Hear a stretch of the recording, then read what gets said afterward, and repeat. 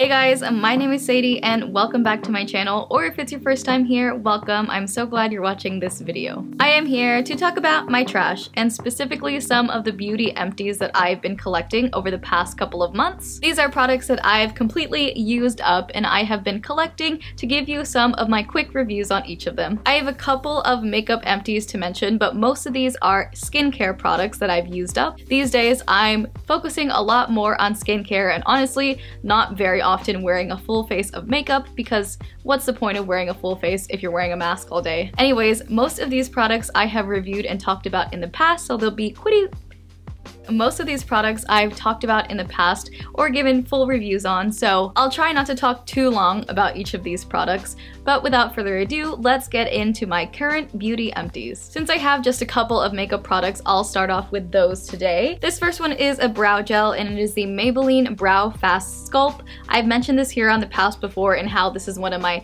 favorite pretty stronghold brow gels, and it's still probably one of my favorites that I've tried to this day, high-end or drugstore.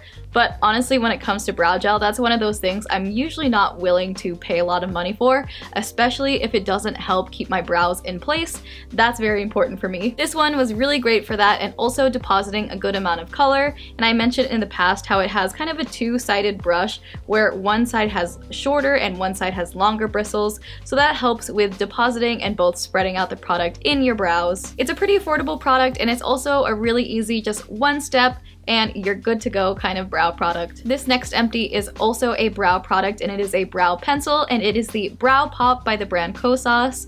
First of all, the packaging, I'm kind of really into it. I like this see-through, clear, fun purple packaging. Do most people care about the packaging of their brow pencil? Probably not, but I just wanted to mention it because I am a fan. It is a high-end brow pencil. I feel like a brow pencil can be harder to find at the drugstore as opposed to something like a brow gel, just in my experience and what I'm looking for. So I really like the shape of this. It's like one of those triangle shaped brow pencils, not one with just a really thin end. And specifically this one is a very thin version of that triangle tip. I've mentioned that the Benefit Goof Proof, I believe is what that's called, which has that similar shape as well, is one of my favorites. But this one is a slightly thinner version of that and I like that better just because usually when people like to do their brows, they like to draw in the small strokes and you can kind of get away with doing that with this pencil. Again, I'm not great at brows, they're kind of my least favorite thing to do, and this is just one of those pencils that makes the process pretty easy for me. It is high-end, so it is more expensive, but it's the first brow pencil I can say that I really love.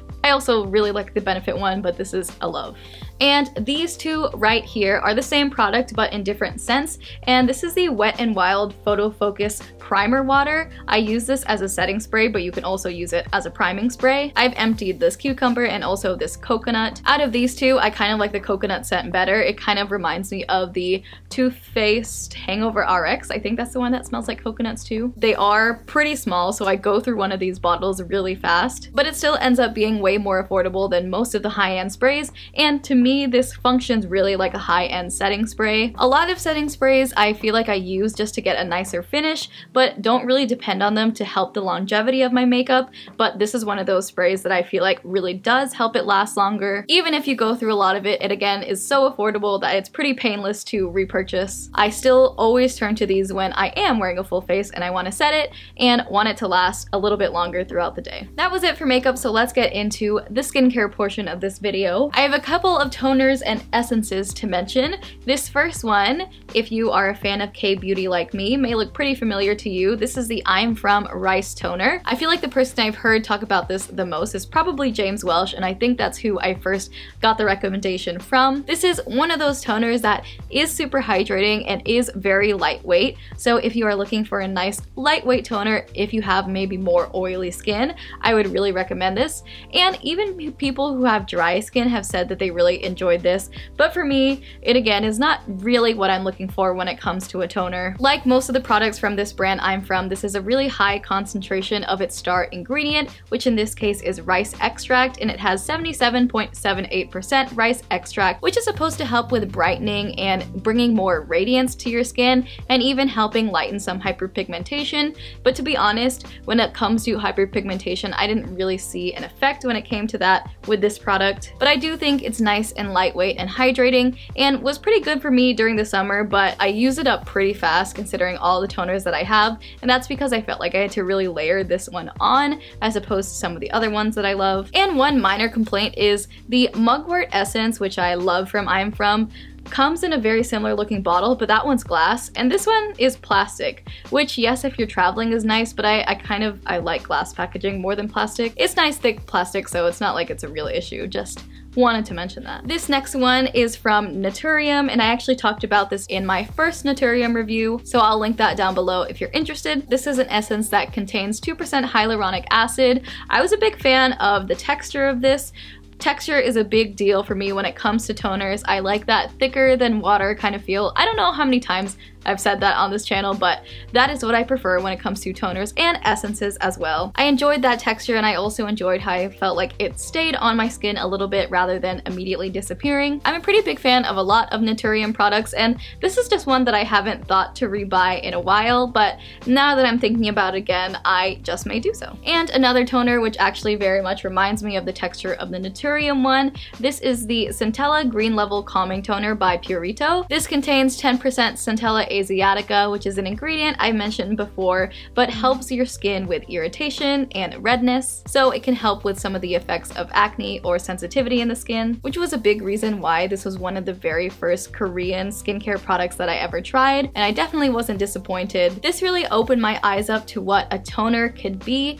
I always thought of toners as pretty much astringents or things that contain chemical exfoliants, but this toner really showed me how beneficial a nice calming and hydrating toner can be for the skin long term. This is a great product and I'd recommend it to anyone. Okay, these next two products I really won't talk about for too long because I just talked about them and I've talked about them so many times before, but it's these two serums by Glow Recipe. This is the hyaluronic serum and this is the niacinamide serum. I'm a super big fan of both of these and will probably continue to buy these over and over. Check out my Glow Recipe video or my previous video to hear more of my thoughts on these two. The next product is another serum, and it's one by one of my most beloved brands, Krave Beauty, and this is the Great Barrier Relief. This is a skin barrier repairing serum that is rich in ceramides and also has 10% of its star ingredient, which is tamanu oil. Talk about serums that really opened my eyes to the whole skincare world and the importance of having a skin barrier friendly skincare routine. Even if you have more oily skin, I wouldn't be afraid of a product that contains oils, especially this one. Krave Beauty as a brand doesn't have many products, but all of the products they have I think are just so great and bring something very unique to the skincare space, and I think this serum definitely does that as well. Whenever my skin is reacting badly from some new product that I tried or from over exfoliating, I would always turn to this serum to help repair my skin after that. This is a really great product and I think can just be such a staple for so many people. I know it's something that I always reach for when I feel like my skin needs it, and I think a lot of people could really benefit from incorporating this into their routine. Now we're going into the last category of things, which is moisturizers. This first one is the Rovectin Clean Lotus Water Cream. This is a lightweight moisturizer, which I think of as a nice daytime moisturizer. It very much reminds me of the Krave Beauty Oh So Simple Water Cream. Now that I feel like I've tried so many of them, I feel like when I hear the description of a water cream, I can very much imagine what the texture is going to be like. A lot of moisturizers fall into either being a gel, lightweight moisturizer that's meant more for people with oily skin, or moisturizers that are more creams or night creams more meant for people with drier skin, but a water cream I feel like sits right in the middle. So for me, this was great as a daytime summer moisturizer, and if you had oily skin, you may like it both in the day and night. I like it, but as we go into the winter and colder months, this isn't a moisturizer that I'd be reaching for very often. This next one is the Farmacy Honey Halo Ultra Rich Moisturizer. Is that what it's called? Close to that. The description of this is an intense moisturizer that replenishes dry, distressed skin, and I think it does just that. It's very moisturizing, it's perfect for the nighttime. It does have that very sharp, almost stinging smell to it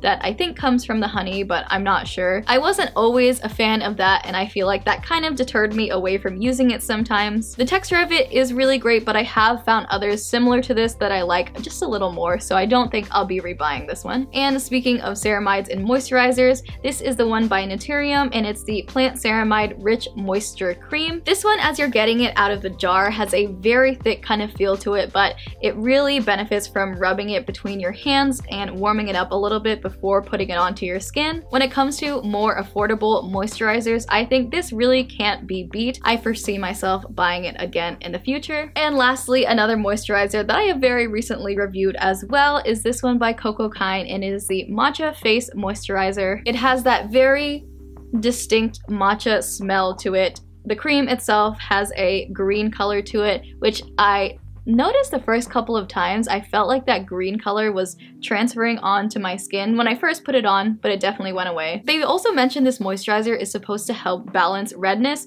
so I wonder if any of that green coloring has something to do with balancing out the redness in your skin. I'm not really sure about that, but if I had to choose between these two, the Naturium and the Cocokind, which are in a pretty similar price range, I would have to go with the Naturium one, just because that ease of application. I mentioned that this one is a little difficult to work into the skin sometimes, and I tended to prefer using it when I knew that I had layered up a lot of products underneath, so my skin was still moist and even wet. I liked it and I used it, but I probably won't buy it again. Okay, and that completes this video of some of my current beauty empties. I think these videos are always interesting to see what products people end up using to the very end. I know I'm guilty of this, that when I first get a product, I know I'm always the most excited about it, but it really says something about the product if I end up using the whole thing. Sometimes it means it was expensive and I already bought it, so I'm just gonna use it up, but with most of these, I actually really loved them. Thank you so much for watching this video. Leave a like or a comment down below if you feel so inclined. If you haven't already, hit subscribe to stick around. I would so appreciate if you did, and until the next video, I will see you all then. Bye!